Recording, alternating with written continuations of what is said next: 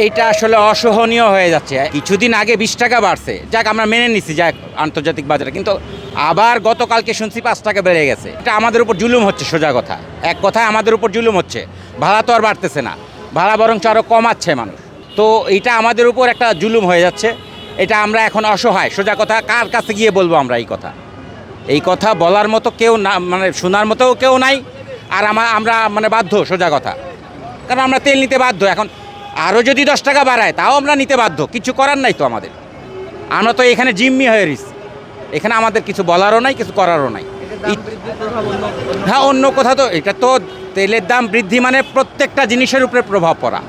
প্রত্যেকটা দ্রব্য মূল্য বলেন, মানুষের চাহিদার যা আছে, এটা সবার উপরেই এটার বিরূপ একটা প্রভাব পড়বেই। ঠিক আছে, এটা প্রত্যেকটা ক্ষেত্রে, চাল বলেন, ডাল বলেন, তেল বলেন, আমদানির ক্ষেত্রে বলেন, সব কিছুর উপরে এটার প্রভাব পড়বে।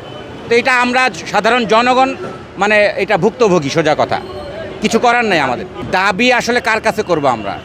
দাবি তো এখন যে আমাদের একটা সহনশীল একটা পর্যায়ে জিনিসের দামপত্র যেন থাকে, মানুষ যেন ক্রয় ক্ষমতার, সাধারণ মানুষের ক্রয় ক্ষমতার ভিতরে থাকে, এটাই আমাদের দাবি। তেলটা কোনো কথা নাই, বাতরা নাই, আবার 5 টাকা বাড়ায় দিছে। তেলের সংকট ছিল, 20 টাকা বাড়াইছে কিছুদিন আগে, মাস দুয়েক হবে হয়তো বা। আমরা তেলের সংকট এমনও গেছে 13 ঘন্টা লাইনে থাইকে আমরা তেল নিচ্ছি। একটা সংকট ছিল, ঠিক আছে, বুঝছি। 20 টাকা লিটারে বাড়াইছে, এখন আবার গতকালকে 5 টাকা বাড়াইছে। তো এইটা তো ভাই আসলে কার কাছে বলবো এইসব কথা?